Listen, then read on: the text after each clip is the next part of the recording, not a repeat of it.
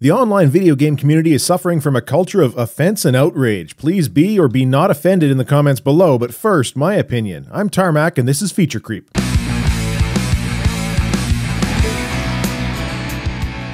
I promised myself that I wouldn't talk about Gamergate, and I'm going to break that promise, but I think some context is important before I do.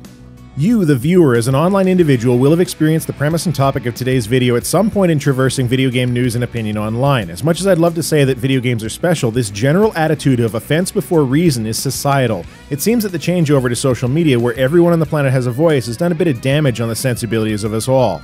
You know of what I speak. People on your friends list drafting vile rants on topics you never knew they had an opinion about, mass defriending because of a tweet, and most recently, the non-issue issue that affected Pillars of Eternity. There was a memorial epitaph written by a backer of the Pillars Kickstarter in the game that read as follows: "Here lies Fireborn, a hero in bed. He once was alive, but now he's dead. The last woman he bedded turned out a man, and crying in shame, off a cliff he ran."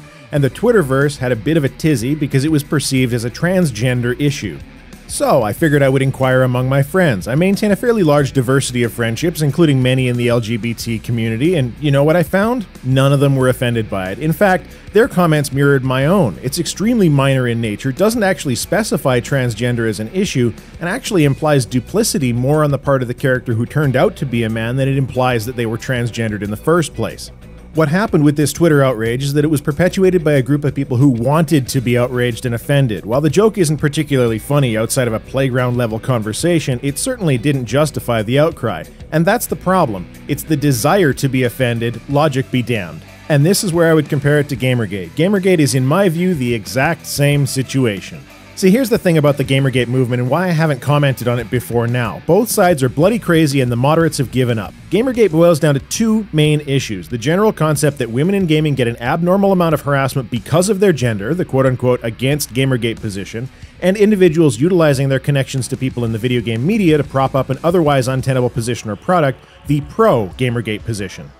Gamergaters are for ethics in games media, anti-gamergaters are fighting harassment against women. You'll note that when it's boiled down like that, it's kind of hard to see the overlap. That overlap occurred when a female game developer had a relationship with a games journalist that wasn't disclosed, and she got harassed for it, if you can call rape and death threats by the innocuous beige word harassment.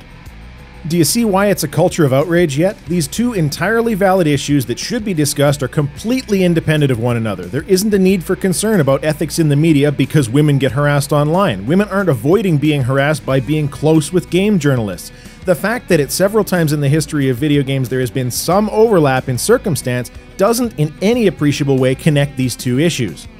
And anyone who believes that you have to be on one side or the other, frankly, doesn't even know what the issues are. You can't possibly know what the issues are if you believe it's black and white for or against Gamergate. This is not a logical progression that the brain of a reasonable human being can make. So now, because the moderates have walked away, we've got primarily extreme assholes on both sides shooting fire back and forth, even to this day.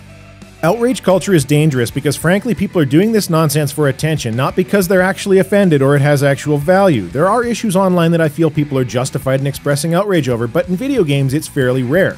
Consumer focus from companies I feel is one. The importance of games media ethics as well. So is fighting harassment against women. Another, in my opinion, is how we're totally fine as society with killing hundreds or thousands of people in games in the most gruesome ways possible, but it's a nude human body that offends us.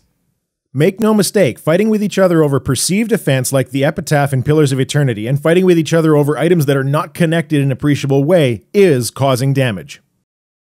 So, now that I've kicked the hornet's nest almost a year after the issues began, bring it on. I'll gladly reply to any comment, positive, negative, and even unintelligible. Sub up if you enjoy the content or just like arguing with me. That's not all I have to say, but it's all I'll say for now.